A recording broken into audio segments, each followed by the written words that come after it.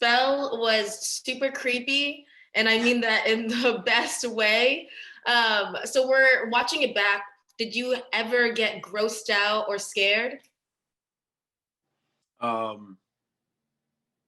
Yeah, watching it back, I did. While doing it, not the grossed out part. Yeah. You know, you can't play the character. You can't play the character or characters that we've all been blessed to be able to play unless you fully embrace that journey.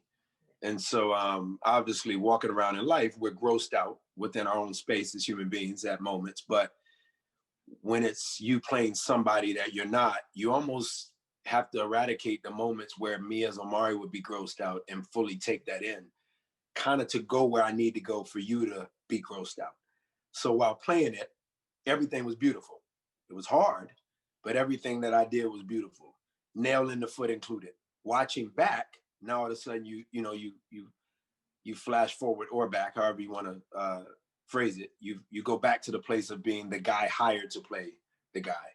So I definitely got grossed out watching it back. Like how did I do that and where was I? And because you black out a little bit to play a character like that. For sure to play him, I had to black out a bit. Yeah, when you're watching any of your movies back or TV shows, is there ever times where you're like, man, I wish I actually acted that differently? No, I'm weird. I don't really go to that space. I also don't understand when actors say that they don't watch their own work,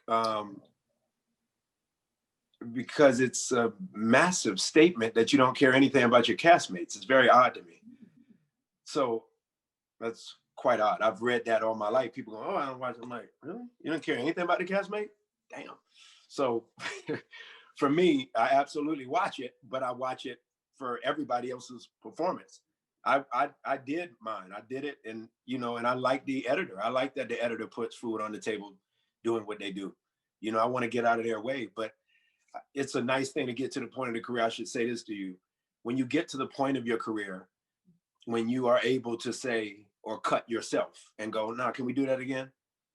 Like at some point in your career, you don't get to do the do-overs. You don't. No. Loretta will get to do the do-overs if I was at a particular level. But it's obviously by the time I got the power, I was at a place where I could say, "No, cut. Can we do that again?" Okay. But I've equally watched actors ask for too many takes, and now they're in here. I'm like, now you're in here. Now it's all over the place. So I tend to, the athlete helps. I tend to know, like, we ain't got a lot of time to make this one play. Like, so, once it's made, then give it to the editor, give it to the sound editor, give it to the actual editor, honor the director. They've directed you. You're basically saying you don't trust them. Like, it's gone. So for me, I say I'm weird, but I think it's the way it should go. But I definitely, so many actors get a little like, I'm like, no, just watch your castmates. Just don't overlook it yourself. Just watch your castmates, I agree with you. I actually really like your take on that. But also, you've been in this industry a very long time. Yeah. But you're working now with someone like Loretta Devine, who's also been in this industry a very long time. Are you still learning from your castmates? For sure. Everybody from the range of Michael Rainey to Loretta. Maybe I should go back further, because Don Shay Hopkins, having been the youngest of which, obviously there's, the third daughter being probably the youngest actor I've ever worked with, or the third child, and Ghost and Tasha being a parent of three. But obviously the weight of what Don Shay had to carry. Let's start from her age. You're just watching them as a kid because they're kids. So, I don't know what person would call themselves an artist, and I don't overly call myself an actor. I tend to give more of a bent to the artist part. I don't really know how to go through life having known that I was homeless at points, and then sitting next to homeless people, and not only ask questions of homeless people, but then get some gems from that homeless person. I don't know how to go speak to kids, which I do across our country and beyond our country, 5-year-olds included, and then walk away and say I didn't learn anything from the kindergartner. I think that's crazy. So from Don Shay Hopkins all the way to Loretta, I absolutely learn and soak it up left and right. I think we're dead when we stop growing. So even if we're not literally dead, I think we figuratively have decided to just call it quits when we're not learning. So, but for Loretta, as you said, a very, very long career. Mine's a very long career, or a long career. Hers is a very, very, very long career. So it was amazing to be around her, not only this time, but the prior times as well, on For Color Girls, and just the times as friends that we've been around each other. But she's a wealth of knowledge, wisdom, love, um, mood. She's an actress. So there's times she's in a mood, there's times I'm in a mood, and you learn from all of those different components called castmates, for sure. Amazing. Well, Omari, thank you so much. Congrats on the Thank you. film, and I hope you enjoy the rest of your day. I appreciate it. Good luck with your career. Keep rocking. Thank you. Yeah. Peace. Bye.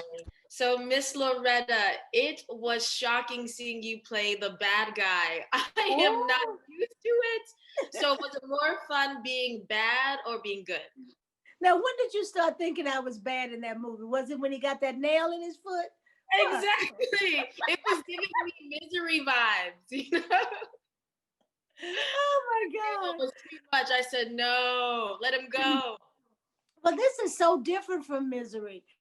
Although people, I know the similarities are great, and but this movie is more about a culture that we know very little about.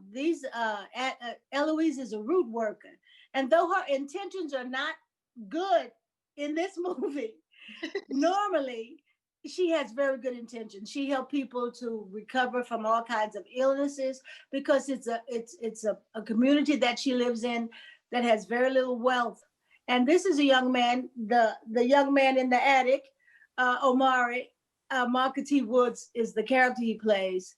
He has wealth and he's in New York. He thinks he's all of this, but he's really one of us.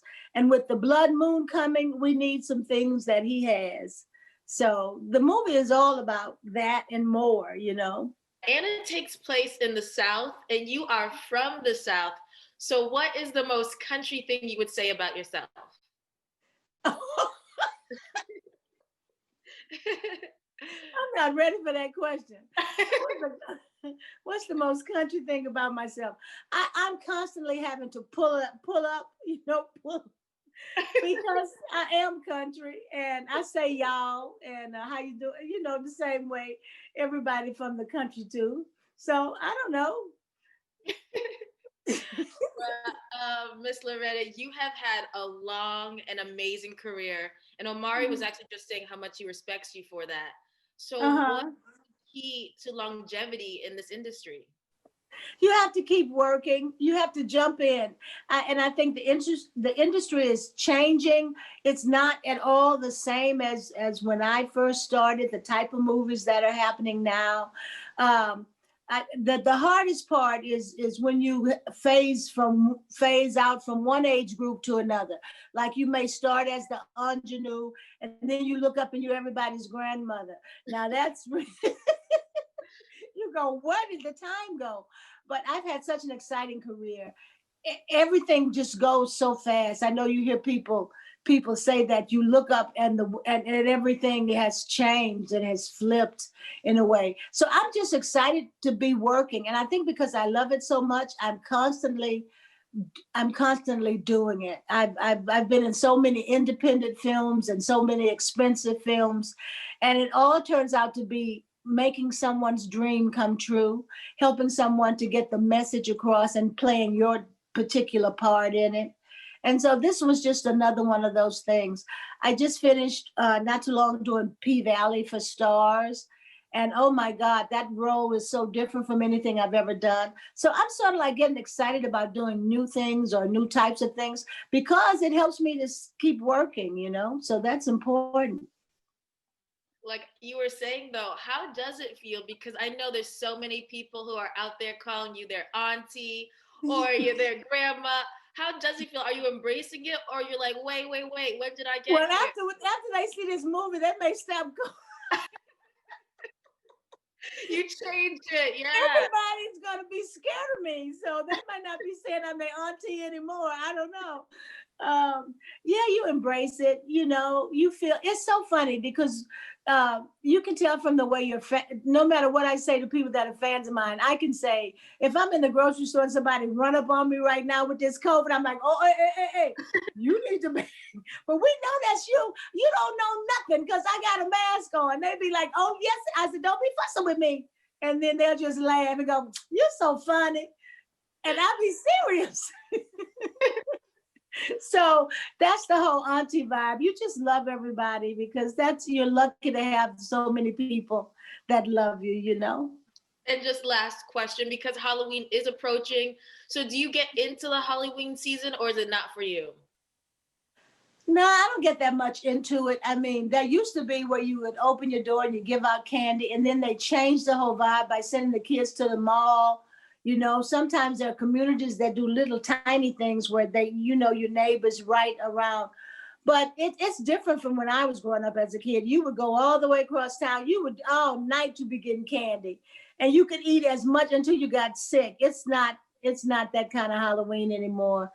You know, people take the candy from the kids and swap it out with the candy they bought because you don't know what's going on with people nowadays that way. And you can't let your children loose. You can't let your children out loose anymore. So I'm not that into Halloween that way. But I do love when people put all their decoration up like it's Christmas. It's weird. You go, ooh. So yeah, I wish I was more into it that way. But this movie will give everybody something to do. That is very true. Yeah, and people need to stay in their house for Halloween. They don't need to be out there trying to find no candy. Exactly. All they have to do is watch Spell, and they'll know not to go to anyone's house and get their candy from the store, right? And keep their babies at home. Make their babies go to bed early. I don't know. Well, thank you so much, Loretta. It was so nice to be with you.